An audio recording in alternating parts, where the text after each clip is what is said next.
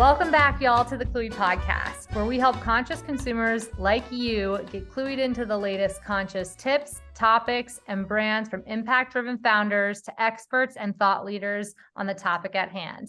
I'm your host, Maryclaire, founder of Cluey. Let's get Cluey'd in. Today's topic, how brands can embrace authenticity when engaging in charitable impact.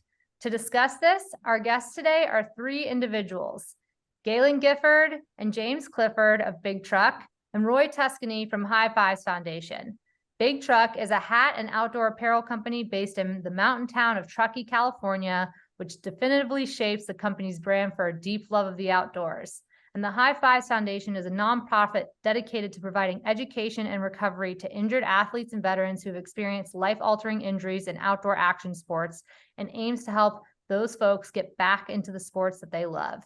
Big Truck and High Fives have maintained a partnership for the purchase of certain hats that a % of revenue is given to High Fives in an effort to support their mission. Guys, welcome to the podcast. Thank you. Thank Mary, you. Claire, we're happy to be here. Thanks for having us. Man, there's so many fun names. Maryclaire, Gifford, Clifford. This is great. Awesome. Well, guys, I'm so excited to have you all here. So to start, my first big question is, what inspired you to go on your respective journeys when starting, both Big Truck and leading Big Truck today and High Fives? Galen, if it's okay, let's start with you, and then we'll go to James and then Roy.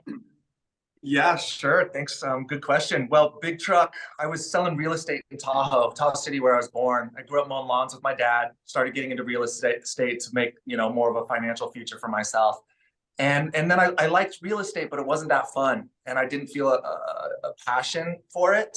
And all of a sudden I started creating and making hats and with a childhood friend, and it was fun and creative.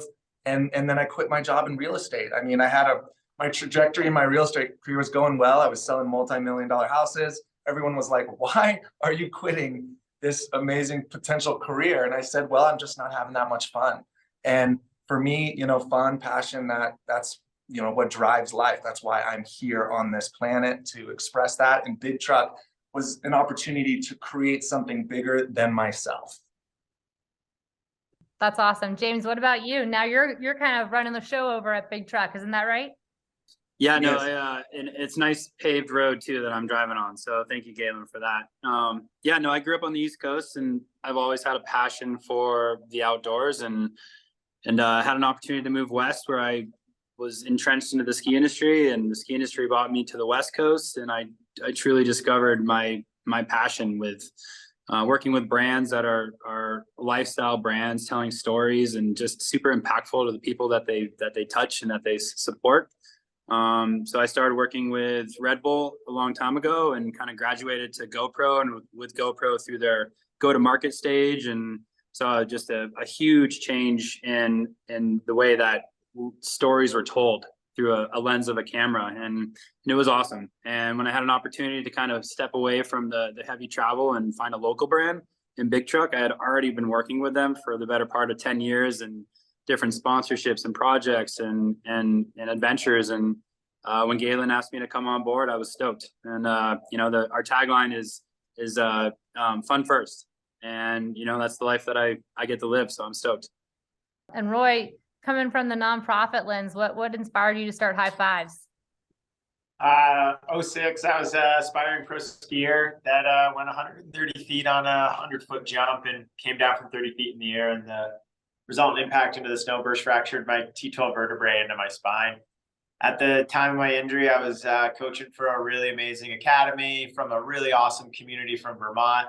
And the two of those came together, raised a bunch of funds so I could focus on my own recovery for 2 years. And at that time, I just felt like I had to pay it forward to say thank you to all the people that helped me, and to those that would fall into the same shoes that I did. Because, not everyone has community. Not everyone knows how to ask when you need help. And since 2009, I've been delivering hope from High Fives to nearly 600 individuals and veterans that have sustained life-changing injuries, and using community through sport as a byproduct that creates social interactions, which creates, so many, pathways for individuals after a life-changing injury to try to get to fall back in love with something they thought they lost. Well, I just think it's incredible that each of you have such a unique approach to what has brought you here today. And, seriously, Roy, I mean, wow, what a story, to be able to inspire you to change and take something that was probably so terrible into something that's been so helpful and great for so many others. And Galen and James, Big Truck sells your own original hats, but also provides brands the opportunity to create co-branded hats, if I'm not mistaken. And your cause collections of hats created with the charitable organization like High Fives Foundation sees proceeds from hat sales sent back to the charity. How do you go about selecting these partnerships, and how do you ensure transparency to the customer and the consumer that their impact is ultimately reaching its desired destination? Yeah, Galen, I'll jump in on this one. So we have two cause programs. We have one that runs 365 days a year. It's called Fives for Five, and that's with Roy and the High Five Foundation, in which through our POS and in-store sales, we donate 5 cents of every hat we sell back to the foundation.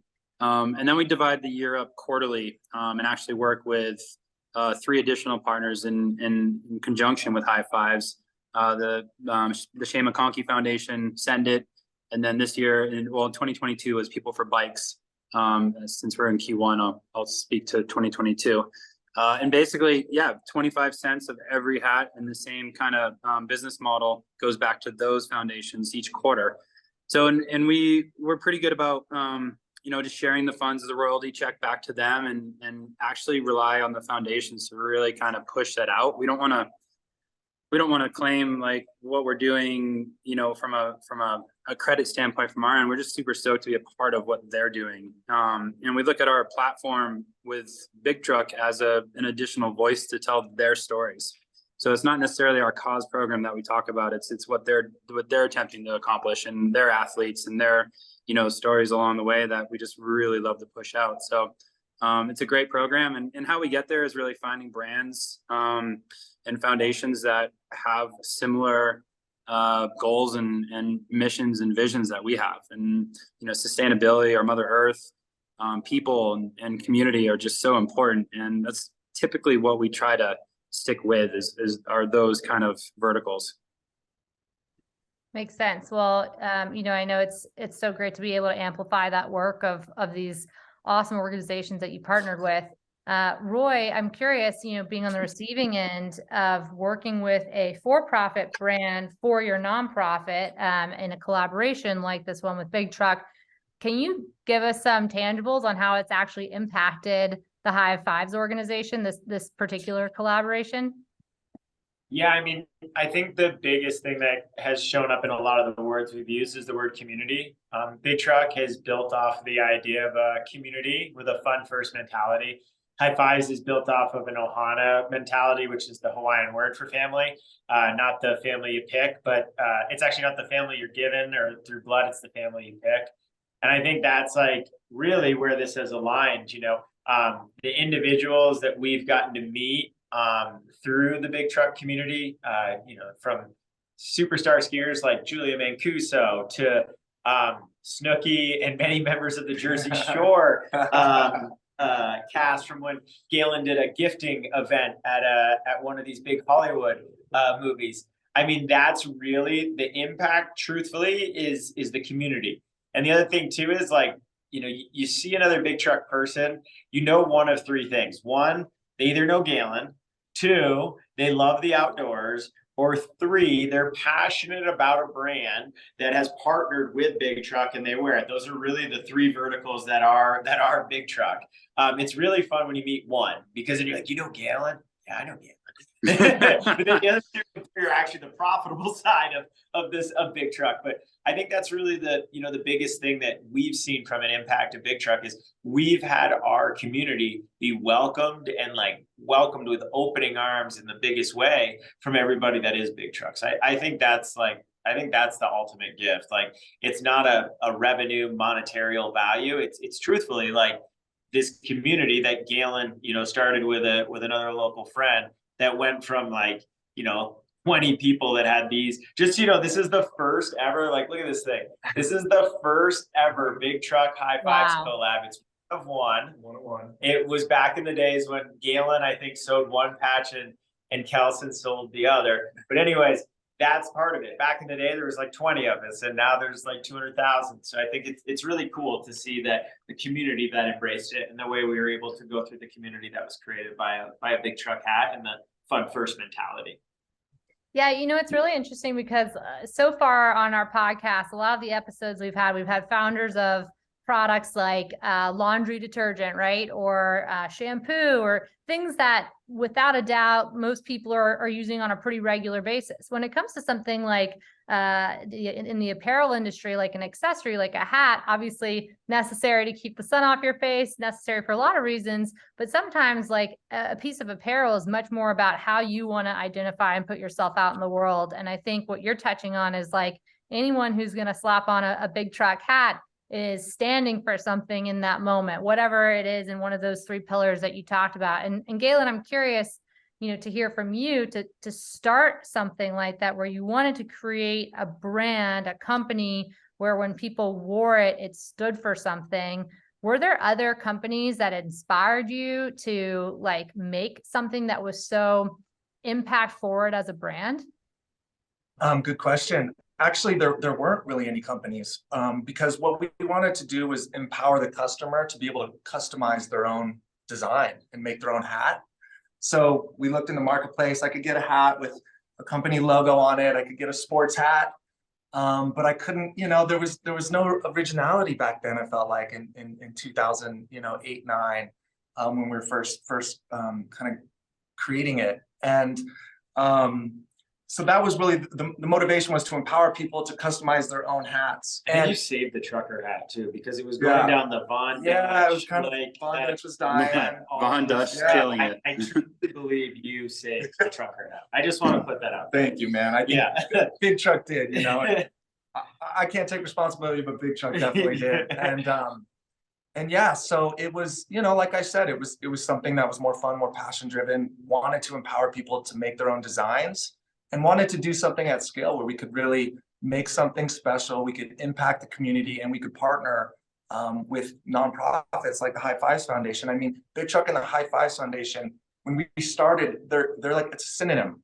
You talked about Big Truck, you thought of High Fives. You talked about High Fives, you thought about Big Truck. Roy wore a Big Truck hat for 365 days consecutive. He broke the record. 365 days consecutive. He's growing High Five. Yeah, well, I luckily had an asset at that time to just go over and grab a new one to keep it fresh. But it wasn't the same hat, but it was a Big Truck hat, right? He wore a Big Truck hat. But the funny thing was, in the early days, it was above this deli. And the first hats, I really liked them because they all smelled like bacon. That's my favorite.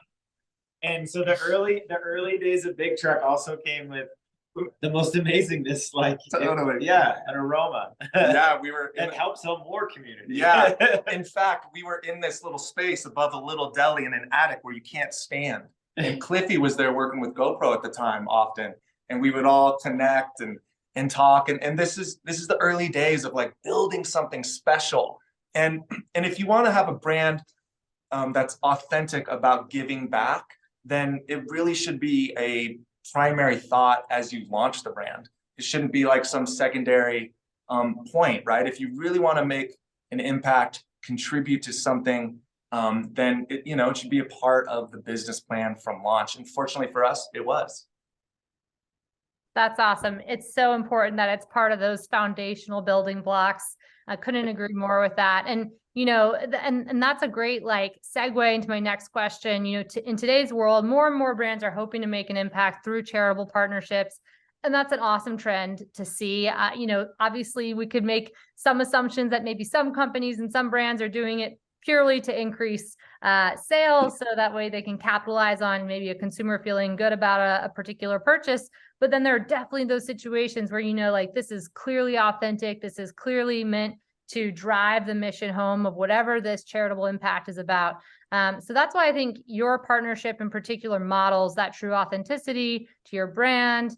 And I guess, James, I'm curious to hear from you, since you're really in the operations of the day-to-day with some of these nonprofits y'all are working with, what would be your biggest piece of advice to other brands who maybe didn't start with it as a foundational building block, but really want to start to incorporate some form of charitable impact into their day-to-day operations? Yeah, I'm going to go back to kind of the sentiment that Roy labeled. It's all about community and truly discovering like how you can reach that community. And again, the word you just used, authenticity. It's those two aspects are true. Having the vision and having like the energy to really want to make an impact. It's out there, and so many people have it, but to be authentic to that and to remain passionate about that, and then to involve your community so that it's understood and to tell stories. Storytelling is the best way to get following, and followers out there to just hear what you have to say. And when you have something that is going so well for so many people, those stories need to be told. So, storytelling, authenticity, and just involving that community. Love the storytelling tip, especially coming from someone who used to work at GoPro and Red Bull, both pretty epic brands when it comes to great storytelling. Lots of stories. On their various feeds. Well, guys, this has been awesome getting to chat with you about, Big Truck, about High Fives Foundation, about this amazing partnership that you have. And we love to end every episode of our podcast with what I call 2 glimmers of hope. So the first is a glimmer of hope question I have for y'all. And it's what do you think currently, or that you've heard of recently, is a new innovation in the world of impact, whether it's in your particular niche, your particular industry, or elsewhere, that you're jazzed about right now? Who would like to take this one? Well, I'll jump this one. I just gave a TED talk this past weekend, and it was all built off of this door handle. And I know that sounds super exciting. But what's so amazing about this door handle is the fact that it looks just like any other door handle. Door handles move in a Y plane, up and down. The door handles that we have in our facility, we have a 6,000 square foot facility here that rehabilitates individuals and veterans. In the facility area that's specifically designated for our athletes, we have this brand new universally designed door handle, which moves in an XYZ pattern. And what that does is it gives anybody with a disability to be able to open the door, and it allows you could push the handle in. If you have just the smallest function, you can use it. But the most beautiful thing is, it looks just like any other door handle in here in this facility. And that to me is where everything needs to go. Universally designed things that have everyone in mind, that don't look like an entrance that goes through the kitchen, through the coat room, up some side entrance, and then you're into the event. If things were universally designed, everybody would feel welcome. And, I think that's one of the beautiful things about like what High Fives does and finding brands like Big Truck is when you find 2 brands that understand they're not competing, but they're working together to force multiply, then that community that we have, the community that they have, it's an exponential growth of impact. And I think that's where all these things need to go, is brands need to look at the idea of creating universally designed things and creating impact through community, and not being afraid of like sharing things. Like, it's okay. No, that's amazing. And I think inclusivity, we hear inclusivity a lot these days when it comes to brands and how they can build companies inclusively. And, I think it's amazing to hear from you, specifically from the vantage point of your foundation, because able-bodiedness or ableism, for example, is a whole section of inclusivity that I think is oftentimes underspoken about, because, it's just one element, but people oftentimes aren't thinking about that as much. So that's a really cool innovation, and couldn't agree more. More door handles like that, and that should be an example for a lot of other things in the way that they're designed. Thank you for sharing that.